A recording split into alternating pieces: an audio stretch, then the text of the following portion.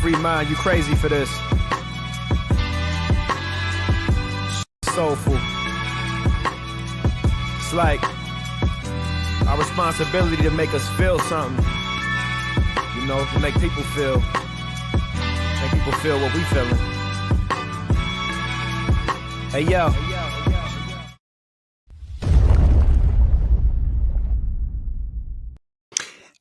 Whenever that intro gets to the end, I always wish that it were a little longer because I know what comes next in the song, and it is a wonderful beat. The lyrics by my cousin are fantastic. I always wish it were just a little bit longer. Anyway, I want to welcome you guys to the show. Despite what that says up there, this is actually Comics Today. This is a show that we do on Wednesday night to celebrate the best day of the week, that being New Comic Book Day. I think there's also something going on with Star Wars around here, but you know, I'm a Star Trek fan, so we're just gonna keep it moving. But I want to welcome everybody to the live show and possibly also to the replay, because some folks may be watching this back on the replay. Others might actually be listening on the podcast. For those that do not know, this show is rebroadcast as part of a podcast that comes out on Monday at 10 a.m. My brother puts that out there for me. So you actually have some of the ability to take Regie on the go if that's what you want to do. But a huge shout out to those people that are here live. I know some people came in to say hello because they had to go on to do other things, but I appreciate all of you. And Rush Diehard, my Canadian brother, stopped by to say that he is going to a hockey game. So good luck to his preferred hockey team up there in Canada. I have a ton of stuff that I want to try to get to over the course of this show.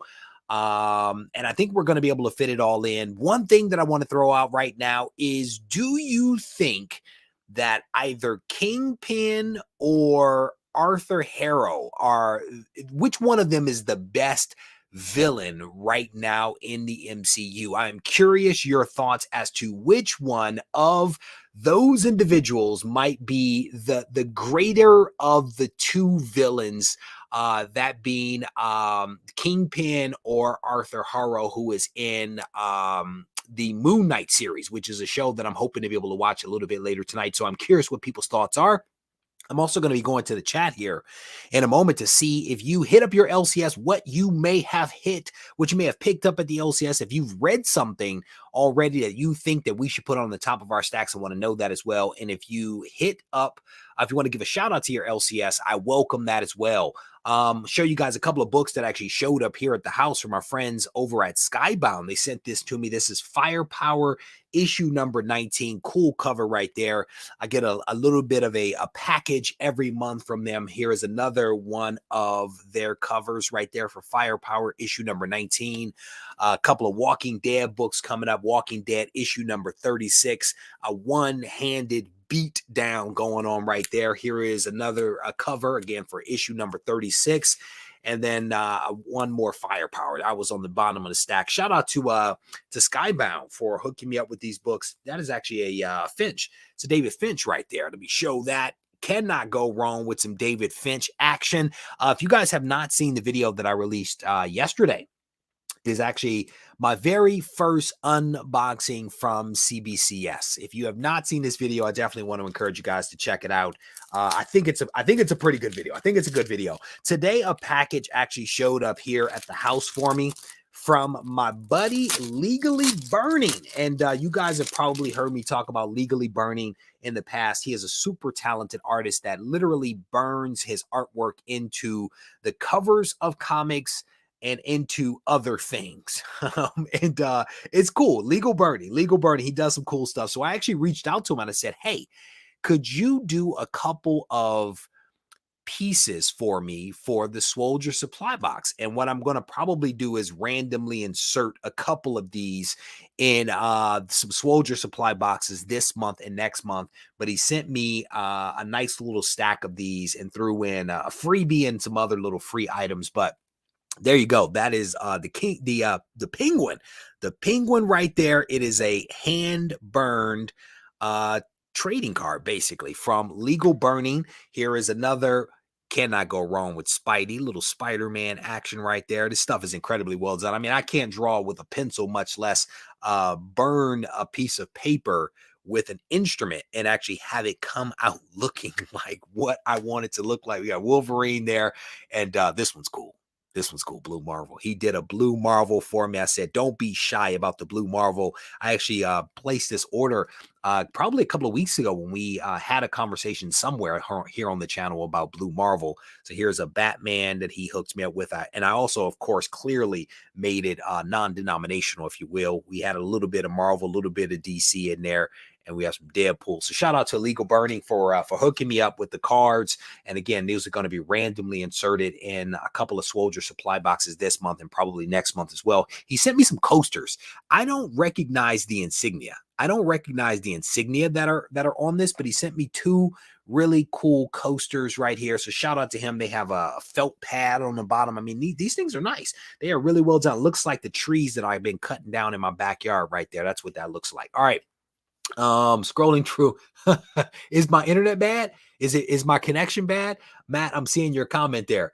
Scrolling through, Quad Dad says he's seen the season finale already of Moon Knight. That's what's up. Decal, how you doing, brother? It is good to see you. Is that the Mandalorian? Is that what that is? I have no clue what they're dope. Don't get me wrong. I have no clue what those insignias are. I sent him a message earlier. I was in meetings all day and I sent him a message to say thank you, but did not have a chance to actually ask him what those actually were. So thank you guys. Mandalorian coasters. There you go. There you go. I've seen the Mandalorian. I'm gonna be completely honest. I've seen the Mandalorian, love the Mandalorian. I don't recall seeing those things in the Mandalorian, so I'm going to defer. I'm going to defer to the rest of you guys. Kevin, how you doing, brother? Chuck is in here. Tina, the OG, is always in here. Welcome, welcome. Didn't go to the LCS today, but got him to hold a hardware issue number 5. That's what's up. Right hand one is upside down, brother. It looks the same to me. Okay, I'm gonna just be completely honest. Whether it's this way or that way, it's all the same. It's all the same. Maybe that does actually probably look a little better than that. Whatever. Anyway, Philtastic trying to drop some knowledge in here. That wood is hard to work with. Splits like crazy.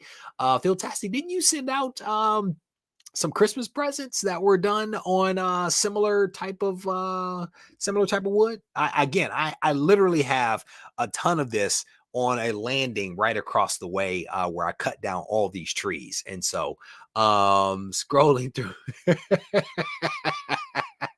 Milt is up in here. How you doing, brother? It is good to see you. Clyde's dropping knowledge. He is dropping all the knowledge up in here. Anyway, all right, let's keep this thing moving on. Somebody teased this the other day. I meant to talk about it, but I actually did not get around to it, and I wanted to do it today. One of my favorite characters is back. One of my favorite characters appears to be coming back. And I'm specifically talking about a character like from my childhood. This was some news that came out the other day on Cosmic Book News. The fact that Dale Keown is coming back with PITT. And it's been 30 years. It's been 30 years since this was originally dropped. And it says the former Marvel an Incredible Hulk artist is bringing back his monstrous creation that was first published nearly 30 years ago. I love some PITT and Timmy. Let me tell you, I have an ash can that is hiding behind the wall here. I have a couple of 9.8 issue number 1s, and I want to say I probably have the full run of PITT. I am a huge fan of PITT, but he actually broke this news while on he was doing a YouTube stream recently, and he made the comment that all that stuff is coming back in a new series. He says he's working with Phil Diaz. We are working on a PITT story, and he's reading all of the issues. It's kind of meta. Phil has great ideas. And so I guess what has happened is that, Dale and Phil have teamed up. Phil's going back, reading all those old issues to kind of immerse himself in the whole PITT story and all that good stuff. And I'm guessing that they're going to start making some magic. He alluded to Diaz did. Phil Diaz made a comment here. that this has been something that's been in the works for about 8 months. So I don't know if any work has begun thus far, or whether they've had the conversations, he's been reading it, trying to get himself up to speed, or whether some actual work has been done. It's not quite clear, but it says PITT was created nearly 30 years ago, with the issue number 1 dropping in November of 1993. A human alien hybrid created by an alien race known as the Creed. I mean, man, you cannot go wrong. You cannot go wrong. If you have not read some PITT, I highly encourage you to check it out, because PITT is amazing. And if you look at Incredible Hulk around the same time that Dale was working on it, you'll see a lot of similarities between PITT and Hulk. And I think they even squared off, at least in one issue. There was a crossover issue that actually came out. But again, just a really classic comic that I'm excited to see come back. Fingers crossed that they are able to make that magic happen. What is that? Passed on a bunch of PITT with number 1 in a dollar bin. Man, come on, brother. Come on. Decal, come on, brother. PITT is amazing. PITT is amazing. He is basically like an Incredible Hulk to some degree or another. I mean, not the anger factor, but the muscle, the rage, that kind of stuff. So what goes around comes around, no doubt about it. There is definitely a rhythm to these things in a lot of different ways. What is old is new again, and et cetera, et cetera. So let me see what else you guys are talking about. Scrolling. Andre, how you doing, brother? It is good to see you. I have a PITT number 1 in a collection and have never read it. Treat yourself, okay? Just treat yourself. Little Timmy and scrolling through the comments here. You have to at least pick up the number 1, no doubt. And I'll be completely honest, man. Yeah, it's not that kind of PITT. Tell the wife to simmer down. It is not that kind of PITT, especially when you say PITT and Timmy. Anyway, I forgot. What did you guys pick up today? Did people pick up books? I skipped over that in my excitement to get to talking about PITT. If you hit up your LCS, please let me know what it is that you picked up. And if you read something that you think is amazing, let me know that as well. I want to take a moment. I want to rewind and do that real quick. So if you guys checked it out, and again, you guys, man, you guys try to get ahead of the show. If people just slow down and allow the show to unfold the way that it's supposed to, everything will be okay. Just saying, I'm more of a DC. I'm sorry for that. I'm sorry. Christopher, you need where is Chris Bigger? Where's Chris Bigger? Chris Bigger is going to be your best friend. He is more of a DC and a top cow kind of guy. So we give love to everybody. We give love to everybody. No doubt about it. Scrolling through some of the comments here, picked up. What is that? Evan says, pick up mine tomorrow. He's getting Flashpoint Beyond issue number 1, Task Force, Suicide Squad, Obi-Wan issue number 1, and Radiant Black issue number 14. That's what's up. Milt says, a light haul at the LCS, picked up Twig issue number 1. I have no clue what that is. I have no clue what a Twig is. I may have to do a little bit of research, Milt. It was good to see you, brother. Hope all is well with you. Kevin says he picked up Green Lantern 87. I'm guessing that is not a new comic. Congrats to you, Kevin, on picking that up. Twig is dope. Clearly, I need to treat myself. Scrolling through the comments here. Let me see. Let me see. Maybe it's a small thing, but I found that DC does better than Marvel when it comes to paper quality and also backgrounds and panels. That's a huge thing. I think if you want to talk about page quality, you probably want to look at Boom or Image, because I think the two of those probably have the best page or paper quality around. But without a doubt, I think that Marvel is doing something wrong. Without a doubt, printing comics on tissue paper probably is not the right way to go. So hopefully they get themselves back on track. Chris Bigger, Bigger. Chris Bigger is actually a member of the channel that shows up very often and makes hilarious comments.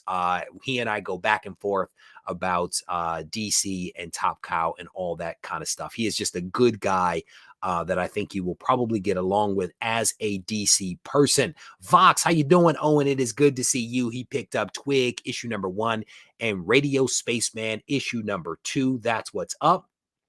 City, man, I'm gonna tell you, I did the same thing, brother. I mean, I think we probably are around the same age, man. When Image first dropped, Image came out, they were amazing. I just bought it all. I bought all the Image books. But I remember picking up PITT and enjoying it. And then as an adult, I went back and read it, and it was a little dated. I mean, don't get me wrong, but I still enjoyed it. I still enjoyed it. And it's going to be interesting to see which way they actually take it. Thank you, brother, for that. I definitely appreciate that, because didn't the Me You Love in the Dark just wrap up after what, 5 or 6 issues? I feel like it was a short run. So I wasn't certain if he was going to have something else come out. Who is it with? Is it Image? Who is he with Twig? So if somebody can tell me that would be awesome. Scrolling through. Oh no, brother, we're just teasing. We talk about news comics because this is Comics Day. Typically we do it, well, not typically, always we do it on Wednesday, which is New Comic Book Day. So that's typically the focus, but a new book to you is a new book. So shout it out, brother. Do not be shy. Do not be shy at all. Evan says, Image page quality is great. Books are way less flimsy than Marvel and DC. Marvel has the most. Yes, indeed. Yes, indeed. I enjoy the Image books. I think have good quality. The Boom books, I think they have. I think maybe Boom may have better covers in terms of the thickness of the cover, but again, I may be a little off. Things may have changed as of late with people having issues getting paper and all that kind of stuff. Steve says he picked up 10 books this week and no variants. Everyone has to have a goal, brother. My goal right now is not to eat all the chips in the house. That is my goal, and I'm sticking to it. I am going to avoid eating chips. I have a thing for the chip. Anthony, is it Anthony or Tony? I'm just going to go with Anthony. Picked up Batman, Ben Reilly, Iron Man, Little Monsters #3, Marauders, Star Wars, and Obi-Wan Kenobi, and a couple of other things. The Living Corpse. Interesting. I have not heard of that one. Thank you guys. Thank you guys. That is what's up. I'm glad you guys are sharing all that stuff. And again, shout out to all of the LCSs that are out there. Absolutely not. Shout out to all the LCSs that are doing all the good work to make sure that we have the comics that we need in a timely manner. I will not get into the foreign market, as I oftentimes tell people I speak one language, and that's English. And I just don't appreciate foreign books. And so that is not necessarily in line with the goals that I have for my collection. So I will not be getting into the foreign markets. What I did do is I looked through some of my bins and actually found a couple of foreign language books that people have given me over the years. But no, I will not be making any attempts to slide that way. There was a question here that I want to ask. Why do people get facsimile comics? Why do they send them to get graded?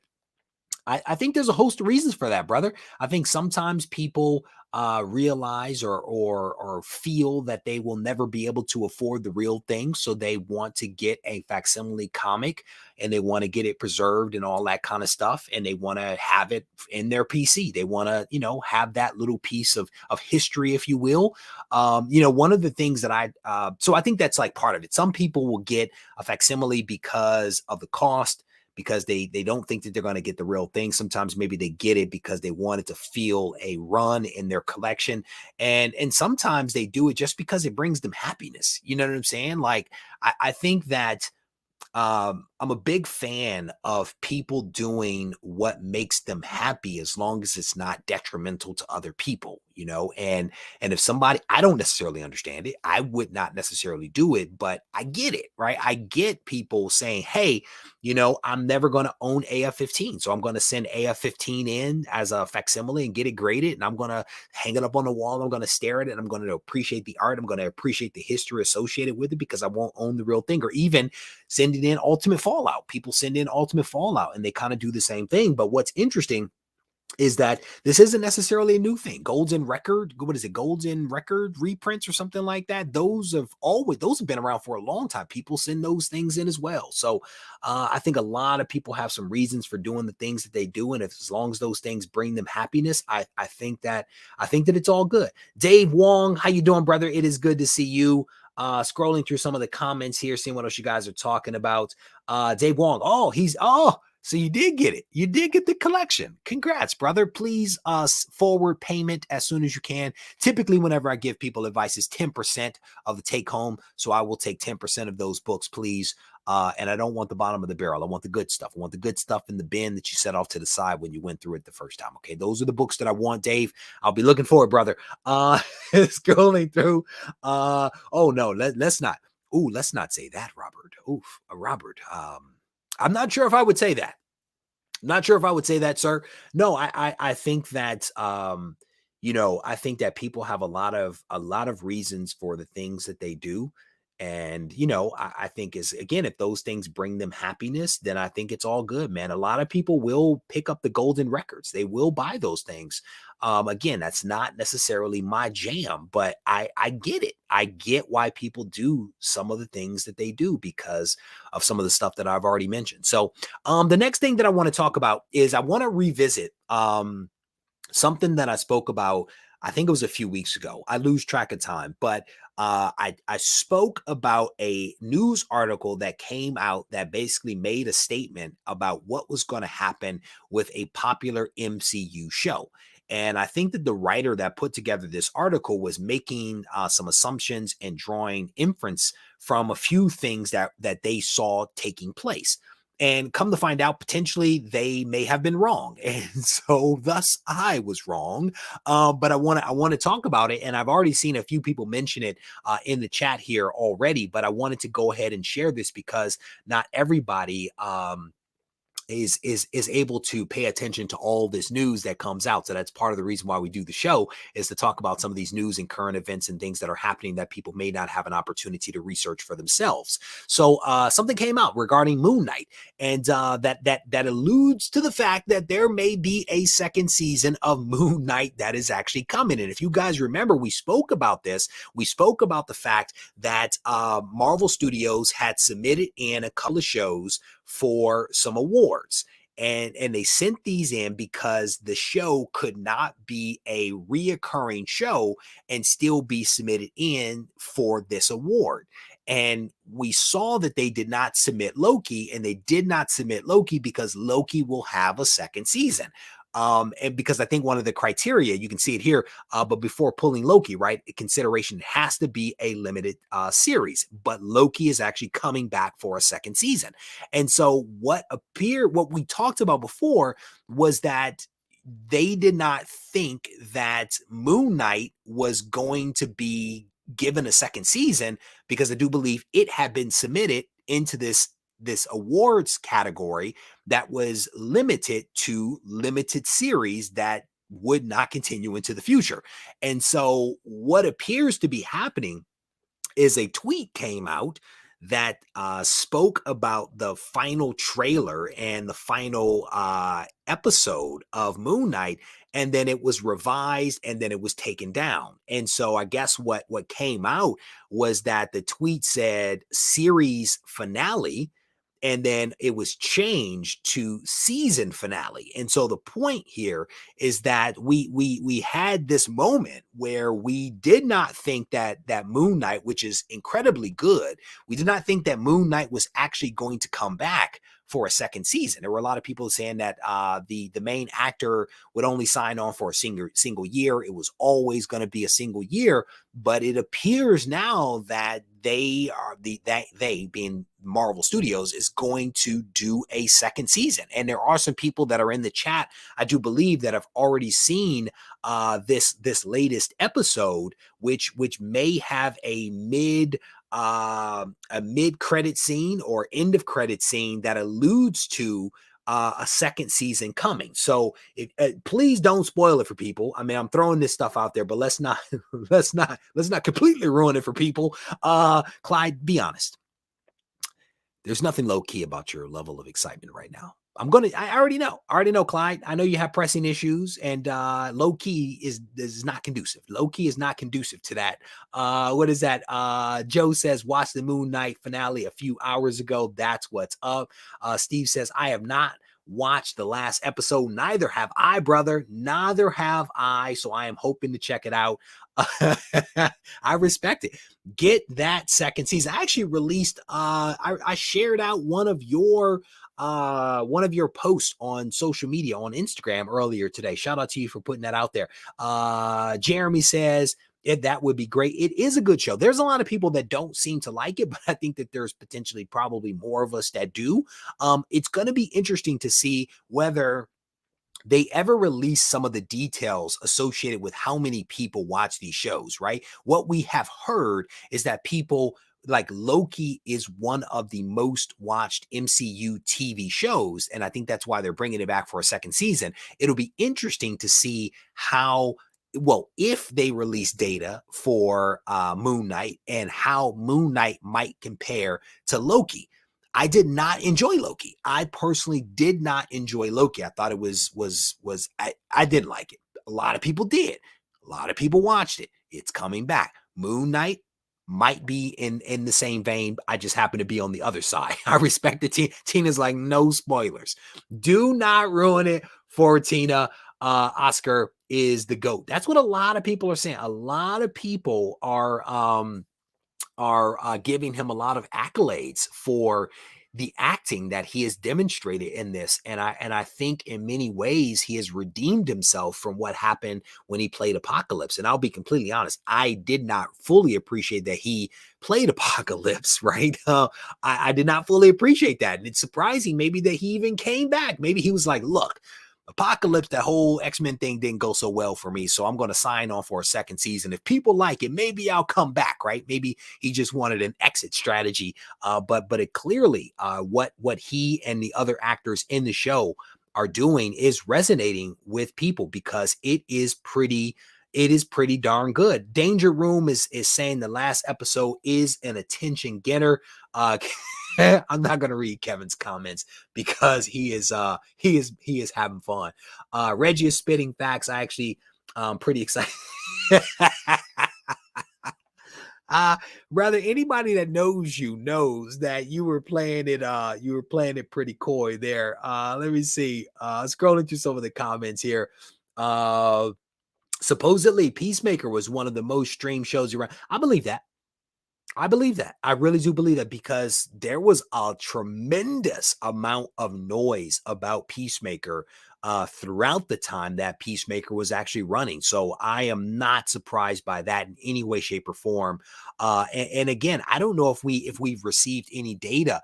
You know, one of the things about the streaming platforms is that they, I think, can choose to release the data if that's what they want to do. So it's going to be very interesting whether we actually get some data and then also some comparison data to be able to know not necessarily versus Peacemaker because that's HBO Max, but I'm specifically talking about within the confines of the Disney Plus platform. It would be helpful to kind of know some of those things. Neil, I didn't love Loki and I don't love Moon Knight. Neil, what do you like, Neil? That's the question. Neil sent me a message. He powered through in one night the Batman. And I think he honestly deserves an award for that. It took me 3 nights to make it through the Batman. And yeah, I was on the struggle bus, man. That's what I get for watching things late at night, you know? So scrolling through, I have heard about that, Chuck. There is indeed a spinoff of Amanda Waller that is coming. I am not surprised by that. I'm wondering if they're going to bring her daughter into that. I cannot remember her daughter's name, the one that played in Peacemaker, but that crossover dynamic could be pretty fun between an Amanda Waller spinoff and a Peacemaker spinoff. That could be pretty cool. I would enjoy that. Scrolling through some of the comments here. Well, that he may not be able to get an Emmy now. He may not. That's one of the things that is being discussed right now is that, again, because the show is in a limited series category, he may not actually be eligible to win an Emmy, at least in this category. I think it was the Emmys that it was submitted for, but that could be a little bit of a challenge. I am reading it and I am enjoying it. The show prompted me to go read the comic, and the comic is not bad at all. And it's probably the first time that I've read a Moon Knight book and actually enjoyed it. So I think that there, at least for me, there is a direct correlation oftentimes between the TV shows and my desire to go learn more about the character by actually reading the comic. So I am checking it out, and it is pretty good. Well, I just completely disagree. I just completely disagree. Teasing.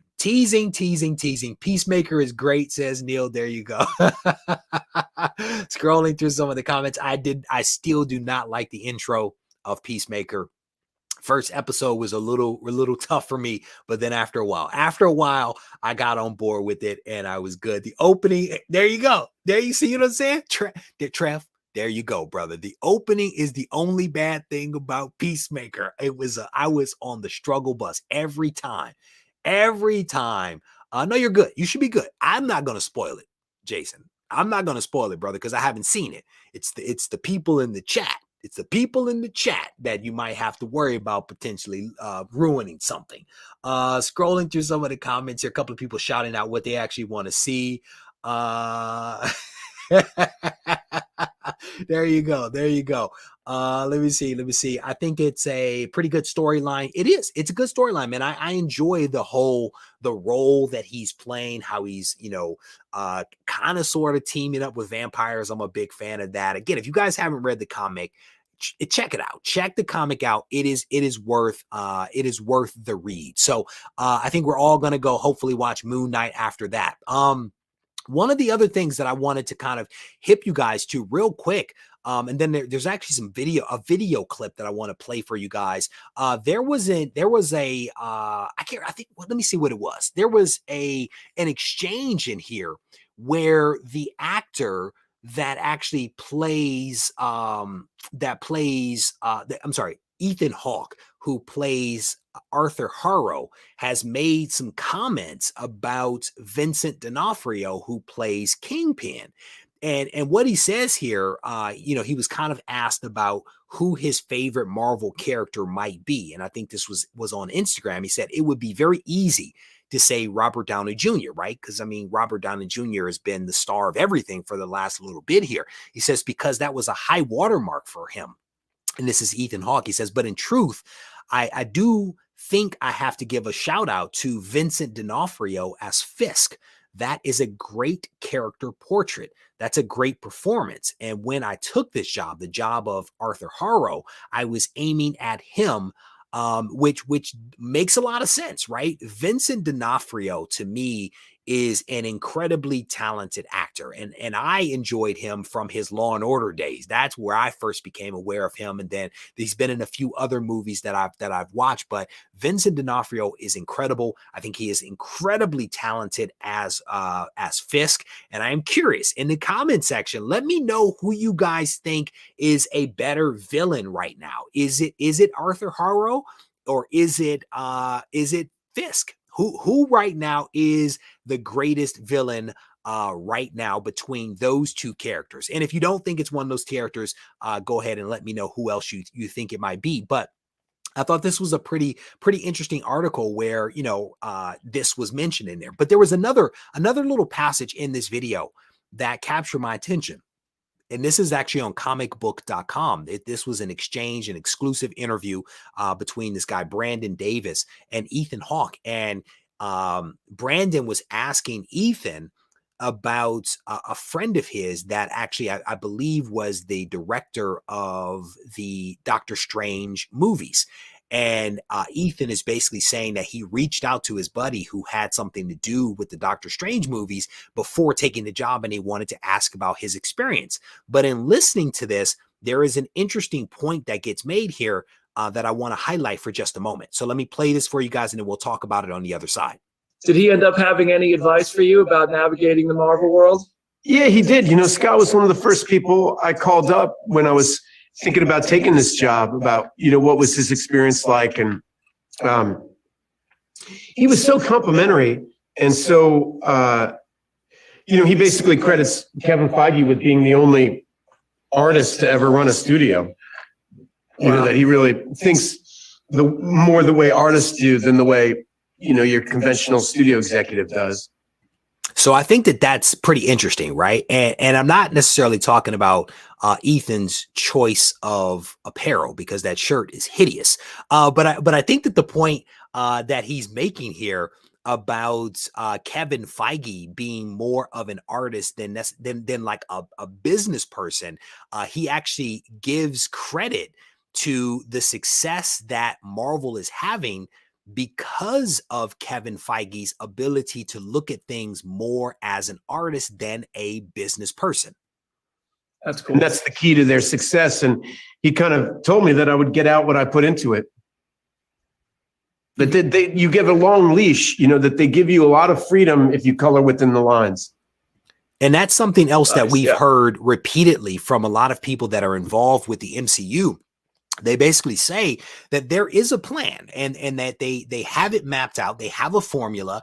They give you the formula and they give you the freedom to be creative within those confines. And I think that it is that balance of structure and formula combined with the individual's ability to have an original thought and to be creative within those boundaries that I think has led to a lot of the success that has been seen with the MCU over the last 10 years and 20 some odd $billion that has been brought in. And I had somebody send me an article recently that basically alluded to the fact that Marvel has no master plan.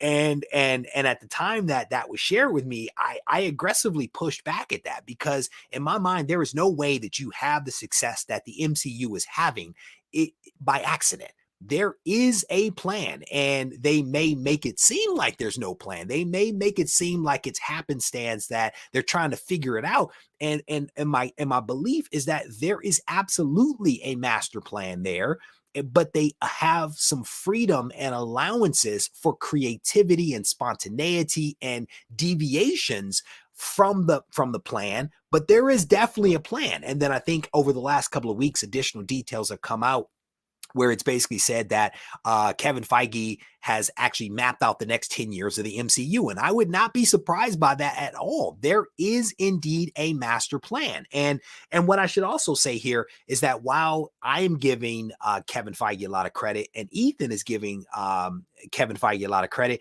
I think that when we both speak about it, we are thinking not about the person that is Kevin Feige. It is the team that is Kevin Feige.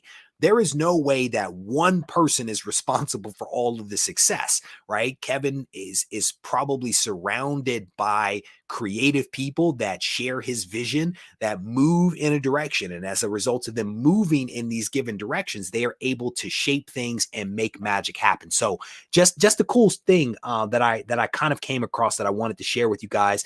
Jeremy is asking if Kevin has a 100K collection. I'm going to go out on a limb and say he does not.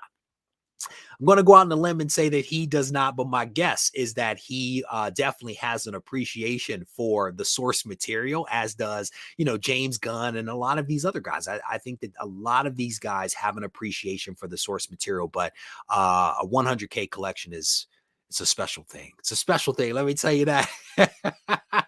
The shirt is something crazy. It is something crazy. No doubt about it.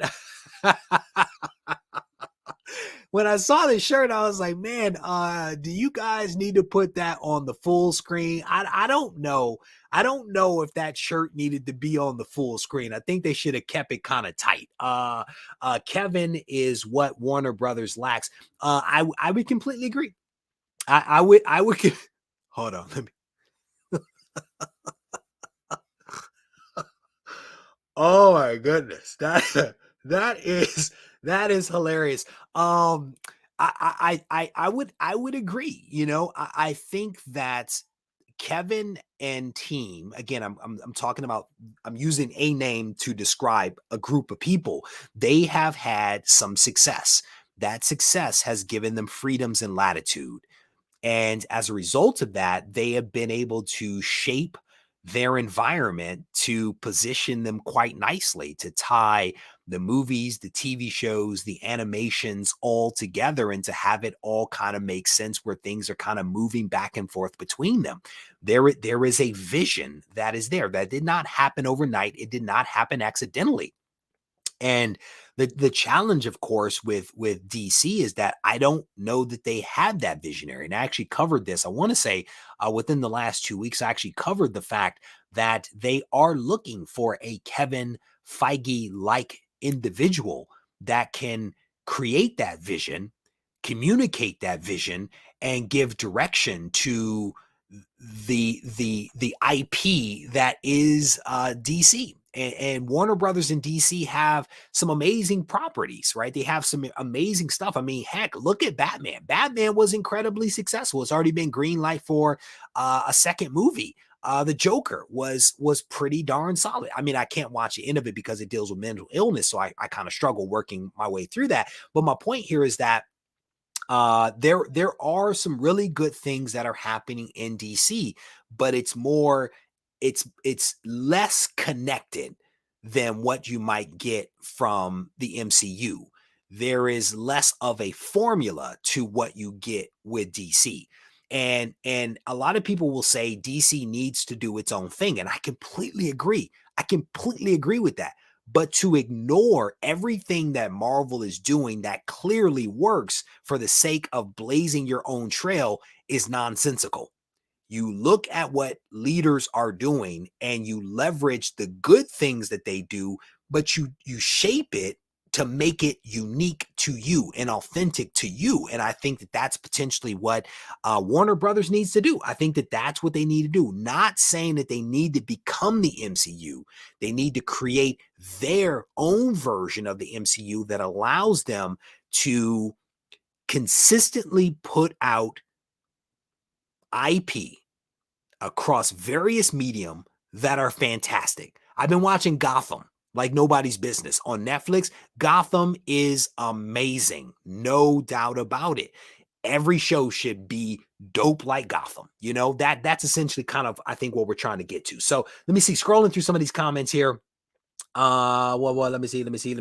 Tobias says, when DC realized what Marvel was doing, they were already behind the ball. Then they rushed to mimic, and then it came out poorly. I do not disagree with that. I do not disagree with that at all. That's why, rushing is never a good thing, right? I think that you have to have, like, again, Kevin Feige and these guys have planned out the next 10 years.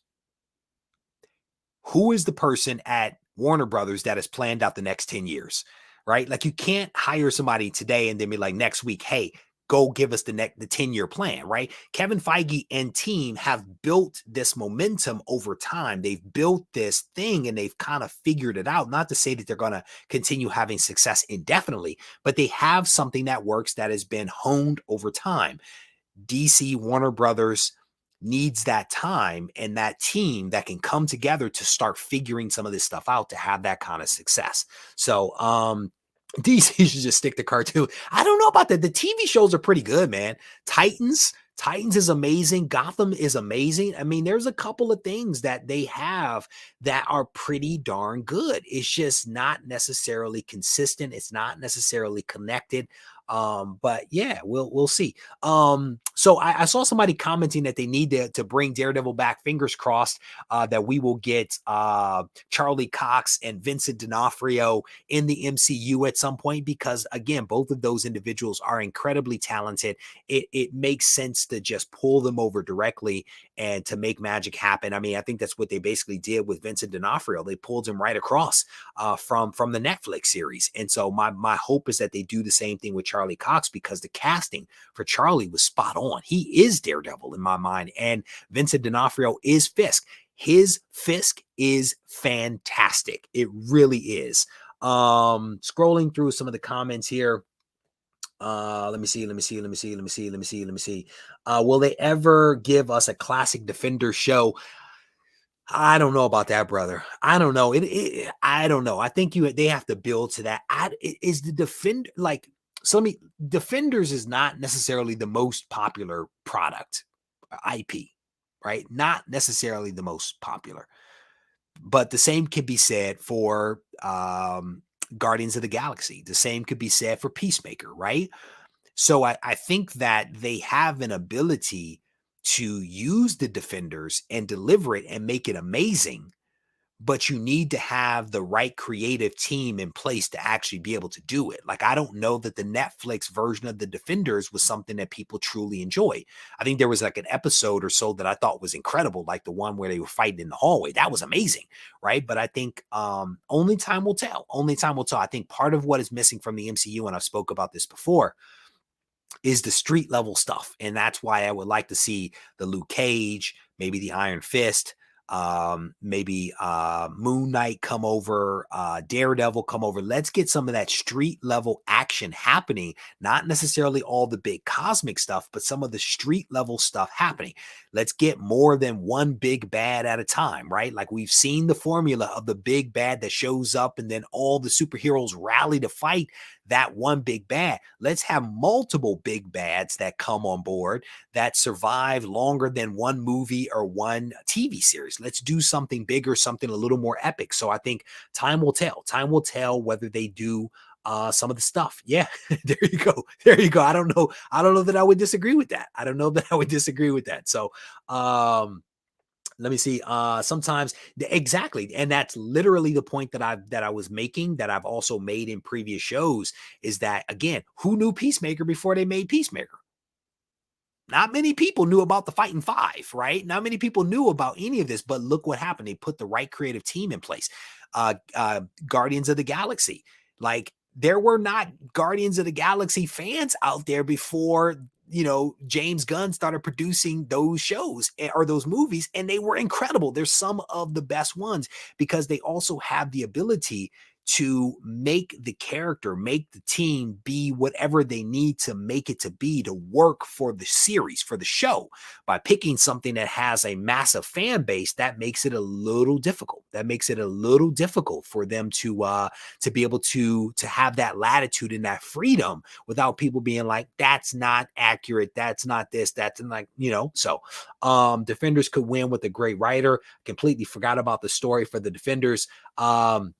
It wasn't the story that they were just fighting in the hallway, because that's literally all that I remember. They were fighting. Oh, it's coming. Oh, it is coming, my friend. Trust me when I tell you. Trust me when I tell you. You go back and watch some of my videos. Some of my early videos were focused on cosmic stuff, and they were focused on what is the actual first appearance of the Beyonder. What is the actual first appearance of the Beyonder? Those videos were done years ago. All right. Agree on Daredevil, Moon Knight, man. Street level stuff. Punisher, Daredevil, Moon Knight. Make that happen.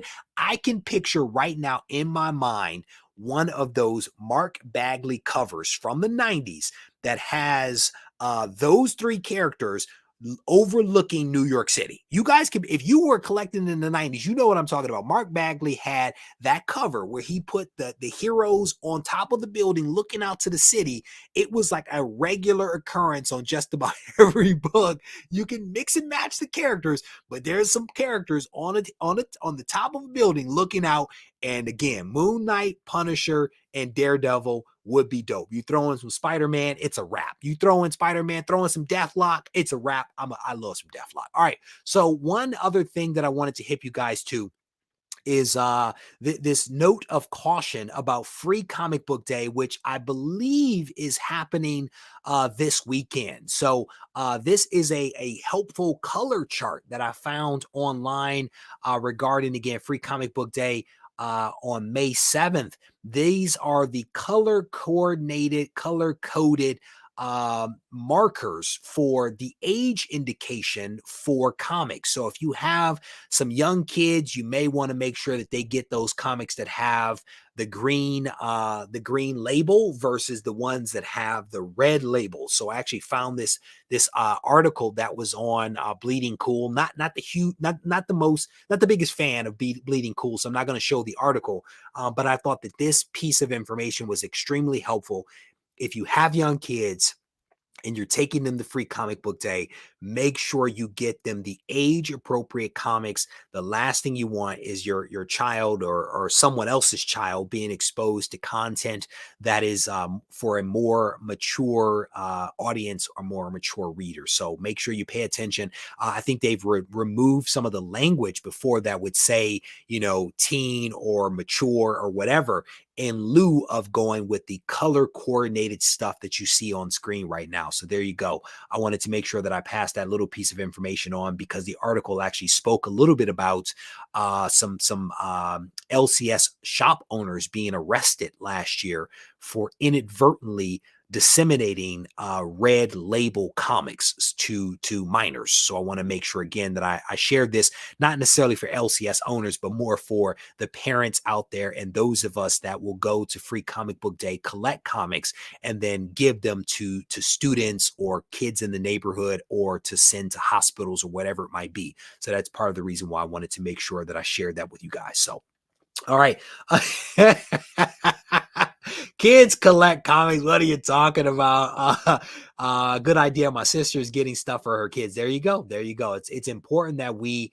There was a shop owner that was actually arrested. Let me see if I can find you some of the details here. Again, I'm not going to share the article, but I will try to find some of the details. It says here, one of the funds most, and this is the let me see if I can find it here for you. The Comic Book League Defense Fund. They say that one of the fund's most famous cases was in Georgia doing a Halloween promotion. The retailer was giving away comics. He gave away a comic with a inappropriate image to a child and was arrested. And it was an obscenity case that was actually brought against this retailer. He has avoided prosecution, but he was definitely arrested. And so again, this is just something I wanted to just share with folks so that you guys had some awareness out there. It's going down. It's going down in these streets. All right. We need more kids. We need more kids to read comic stores. So what I will tell you, man, is that this is what I'll tell you. Back when I was a kid and I used to go to the comic shop, I never saw children in the comic shop. I never saw kids in the comic shop. When I went occasionally to a con as a child, I never saw kids in comic shops. So I don't know if more or less children are reading comics now versus then. And I say that because anecdotal observations are not necessarily evidence, right? What we don't know is the readership of comics. We have no data to go on that will tell us who it is that is reading and or buying comics. We simply do not know that. What I will tell you, however, is that the Dog Man comic, they call it a graphic novel, but the Dog Man comic has sold like 8 million copies. Kids are reading comics based upon what Scholastics is actually selling directly into schools. They are reading comics, and do not believe that they are not, because the data would suggest that parents are buying these comics via Scholastics and that their children are indeed reading them. There is a reason why I keep talking about Marvel working with Scholastic. Marvel is introducing Miles Morales, Miss Marvel, and a few other characters into Scholastics in the form of graphic novels to reach the next generation of children. They are actively doing it. So regardless of whether kids are actually in a comic shop or not, kids are being exposed to comics. They're being exposed through Scholastics, and they're certainly being exposed through Free Comic Book Day, because if you go to a comic shop, you will probably see some kids there at Free Comic Book Day. So I just wanted to offer that up. Again, it's kind of some anecdotal stuff that I wanted to share with you guys. I miss my Scholastic 3D Uncanny, how you doing? It is good to see you. Welcome. I see comic parents bringing in their kids so they are aware, or at least constantly hear where are the kids. There you go. There you go. I don't see blind buys.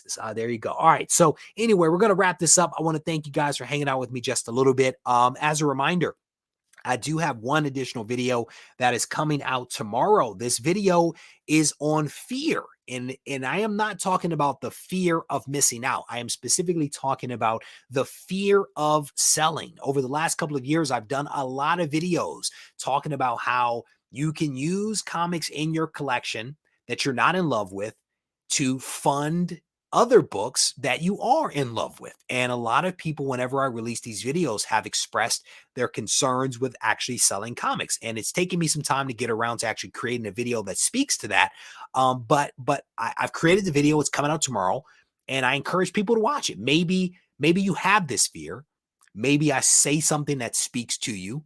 Maybe I missed the mark. And maybe you can help all of us to understand potentially why you are not interested in selling. And that's not to say that you're doing anything wrong, not to say that you have to sell comics. I think that this is an interesting topic that I wanted to kind of explore. It is an aspect of the hobby that I don't quite understand. And I thought it would be fun to talk a little bit about it. So I want to give another shout out to Legal Burning.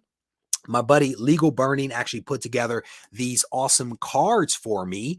And what I'll be doing is dropping a couple of these cards in the Swoldier supply box this month and also next month. These are hand burned cards where he literally takes a burning iron and burns the design into paper. And he put together a handful of these awesome cards for me to give away. And shout out to him. There's some of his information right there. If you guys going the wrong way. If you guys can see that, I will try to also put it in the comments section if you guys want to check him out. Legal Burning, awesome dude. Shout out to him down in Florida. All right, with that said, we're going to wrap this thing up. I want to thank you guys for hanging out with me just a little bit.